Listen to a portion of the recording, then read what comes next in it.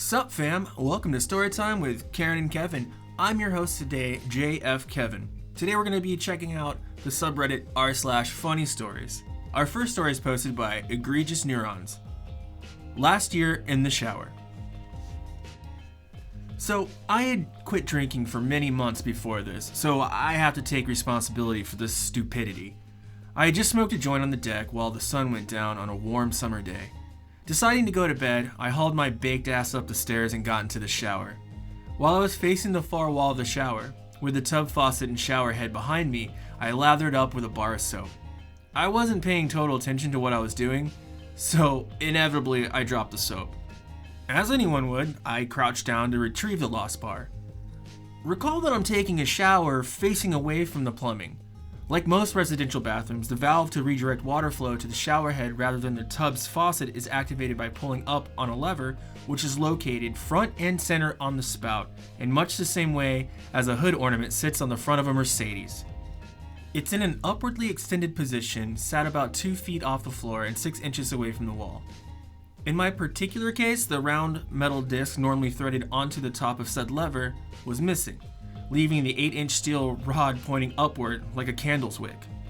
Distracted as I was, I opted to lower my torso vertically downward by bending my knees and ankles together rather than the alternative of bending over forward at the waist. This decision proved to be suboptimal just as my waist was about 2 feet off the floor. When the tip of the shower head's upwardly pointed lever ripped into my anus, I let out a scream and punched the shower door in such a way that I am still unable to reinstall it on its rolling tracks. Usually, when a person experiences pain, they quickly recoil from the source of that pain, such as a chef pulling his arm back after touching a hot saucepan. In my case, the position my body was in at the onset of the pain was that of a laborer about to pick up a wheelbarrow. As it so happens, all parts of the human body don't react as appropriately as our limbs do in these situations. In my case, I was actively tensing my thighs and calves in order to slow my descent since it had began. As the lever plunged deeper into my asshole and the surrounding musculature, my nervous system decided that the best way to alleviate the quickly intensifying pain and ongoing tissue damage was to immediately and completely relax all of the muscles in my legs. Oh God. As I descended further, aided by the loss of muscle tone in my legs, the faucet came off the wall and I inadvertently turned the knob to its hottest setting. This resulted in a half-inch cylindrical stream of hot water projecting perpendicularly from the wall at knee level, or what was now my thigh level. Rather than shut the water off, my flight or flight response took over and I instead tried to climb out of the shower door. Recalling that I had punched the shower door earlier, I was not able to open it. Exiting the shower also meant moving laterally, so rather than lifting my still skewered anus off the lever, I lurched forward, resulting in further tearing. The scalding water sprayed for a total of 5 seconds or so before I was finally able to shut it off. In addition, the water jet was also more than effective at propelling copious amounts of diluted blood in all directions and giving me second-degree burns to portions of my stomach and genitalia. The bathroom will need to be repainted and the ceilings retextured. After calming down and drying off partly, and still being a recent bachelor who doesn't own a handheld mirror, I placed my phone on the bathroom floor in order to use its front-facing camera to survey the damage. As I waited in the emergency room, my phone handily pushed my freshly taken photos of the carnage to the photo stream that my ex-wife and I share. It took 14 stitches to close me back up, most stitches holding closed a 2-inch gash extending radially from my anus towards my lower back. They weren't dissolving sutures, so 10 days later, as my family doctor was out of town, the privilege of digging them out of my ass went to a lucky walk-in physician. My house now has a separate tub and shower enclosures. Oh wow, okay, OP, I'm not really sure how this is in r/funny stories. This is more like r/make your skin crawl or something. I don't know, that, I can't imagine the amount of pain you're in, and I never want to experience that. On top of just like thinking about how painful it must have been to, go to the bathroom for a long time. I hope you're all healed up now, OP. This next story is by Suk Hee. I secretly have a pigeon my wife tried getting rid of. I work on a farm and found a baby pigeon in the pig pens with a broken wing, broken leg, and all his tail feathers pulled out. Being a big old softy, I brought the pigeon home and gave it medical attention and medications.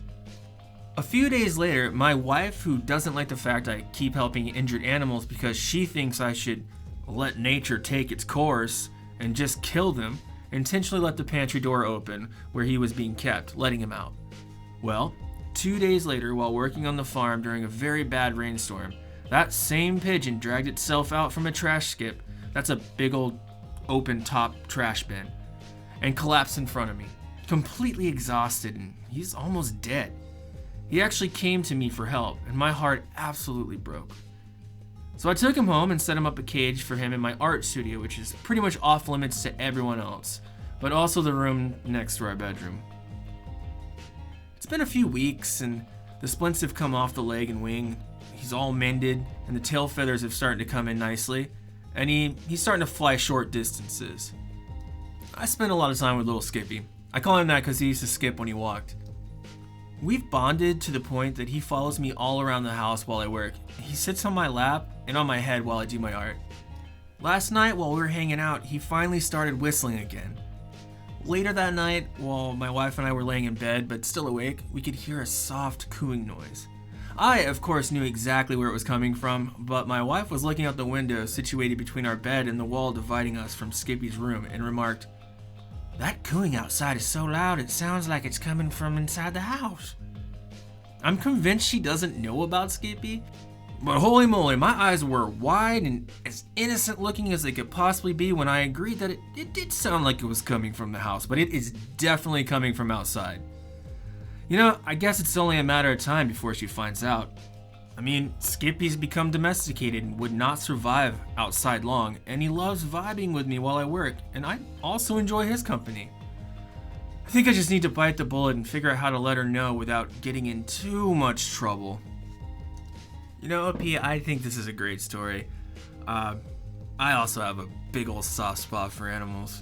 I just recently accidentally adopted a third cat, and I need to stop because I'm gonna turn into like a crazy old cat man.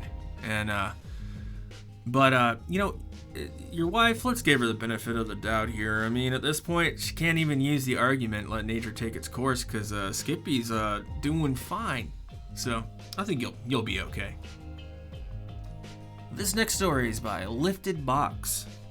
The time I accidentally gave someone POOPIE rice, and they deserved it.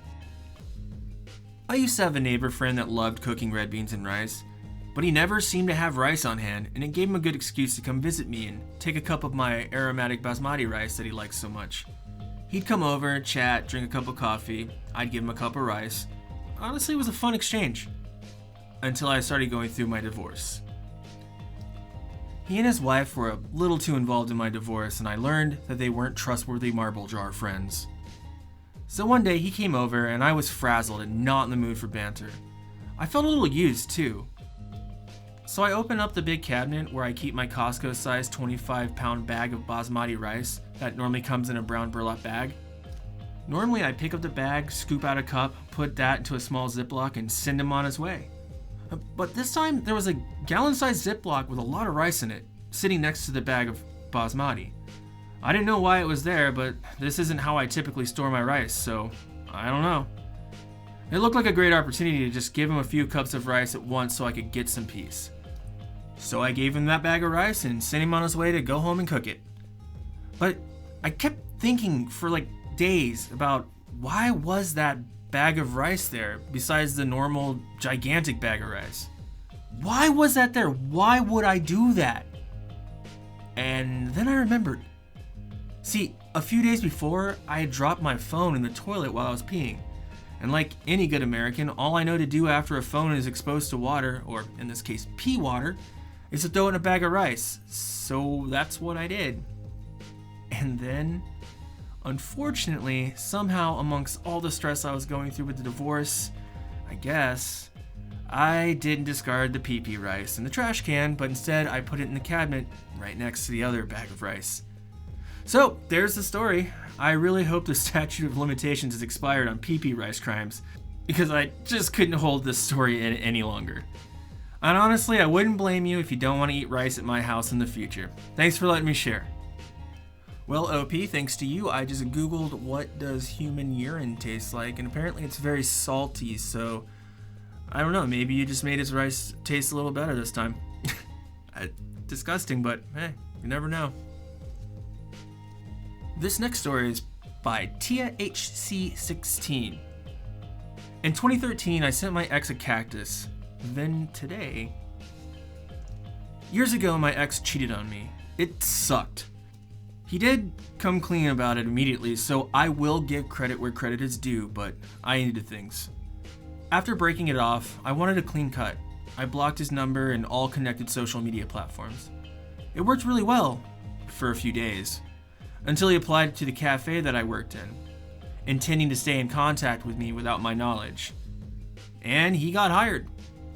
That was a bit of a shock and honestly quite the disappointment. I loved my job, but suddenly hated having to be there every day. It was rough. Very emotional for me. I felt as though I couldn't properly heal, and knew that I'd have to quit to find a new job. The situation was already pretty bad, but having to quit a job that I genuinely loved made it worse, and I was pissed. I wanted revenge. Now, I'm not a particularly vindictive person, but I wanted to release some of my anger. I didn't want to do anything that would hurt him, I didn't want to do anything illegal, or anything that would permanently damage his stuff. I just wanted him to know exactly how I felt. I ended up buying a cactus, just like a little round one. I also handmade a small mosaic vase. Afterwards, I wrote a very detailed 2-page letter. It was very raw. It was very blunt. It was basically just a mess of emotional vomit. At the end, I drew a 6-panel instruction manual explaining how to properly insert the cactus into his butt. I know, it was immature and petty as fuck. Not my best moment, but it did the trick. I was able to put some real effort into it, and it got some of those pent-up feelings out. Shortly after, I quit the job, which finally stopped all contact with him. Now, I hadn't thought of him in ages, like years, literal years, until today. This morning, I received a Snapchat message from someone that I didn't recognize, and I opened it.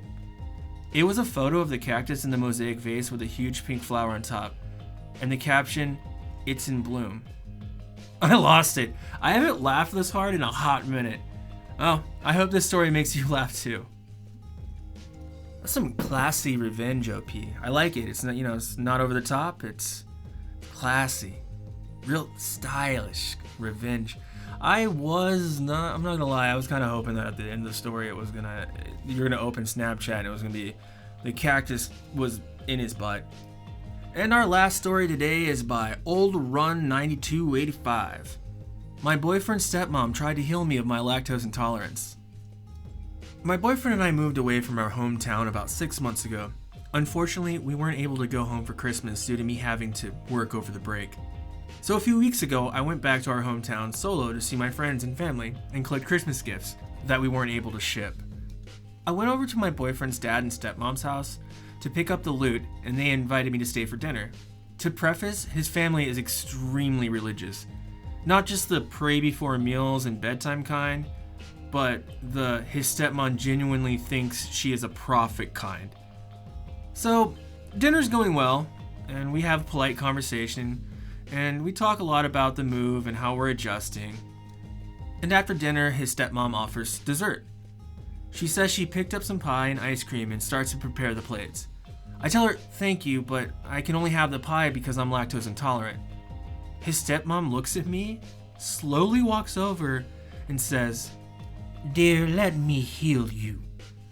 I was confused, and for a second I thought she was joking. She then holds her hands up over me and says very casually, "I declare you healed," as if she's done it 1,000 times. So then she goes on to explain that at some point in my family's history, there was a generational curse put on my family, and that's caused me to be lactose intolerant. Meanwhile, I'm just sitting here wide-eyed and nodding my head, obviously freaked the fuck out. She once again raises her hands and says, "I declare you healed." I had no idea how to respond, So she then looks at me and asks if I would like some ice cream. What am I supposed to say? I mean, if I say no, I'm pretty much denying that she's a prophet. And if I say yes, I'm gonna have the shits for the next few hours. I was so stunned, I just said yes. She then serves the dessert and watches me eat every last spoonful of ice cream. I thank her for dinner and get the hell out of there. After I left, I went to this awesome karaoke spot that I go to every time I come back. I had already had these plans, so I went. The whole time I was there, I was running to the bathroom every 20 minutes. There was even one point I had to stop singing a song to go to the bathroom. All in all, in hindsight, it's a hilarious story that I like to tell everyone at the bar. I can't believe these people are going to be my in-laws. So OP actually adds an update. This woman is very religious, but she's also very rich. She got a bunch of money from her ex-husband in the divorce settlement. I mean, so rich that she actually paid for my boyfriend's brother's entire honeymoon. She sent them on a week-long, all-expenses-paid trip to Cabo, including the plane tickets. So, I might let her think she's a prophet until after the wedding. I'm not gonna lie, I want a free luxury honeymoon, and if eating lactose is the way I'll get there, then I'll suck it up and do it. Also, I live out of state, so I barely see him. Ladies and gentlemen, that's how you do it. Poop your pants for a free honeymoon. All expenses paid, poopy pants, not a problem. I mean, I've definitely pooped my pants for less. In fact, I've pooped my pants for free. Looking back, I wish I could have got paid to poop my pants. That would have been a great job. I'm like really good at it. I'm too good at it. As an adult, I'm too good at it. But anyway, that was our last episode. Thank you so much for listening, and we love having you here. Please, if you like what you heard, go ahead and subscribe. Hit the notification bell if you're on YouTube. If you're listening from a podcast, you can subscribe there too. You can hit the thumbs up, or if you hated it, you can go ahead and hit the dislike button and tell me off in the comments. And yeah, that's it for today. Bye.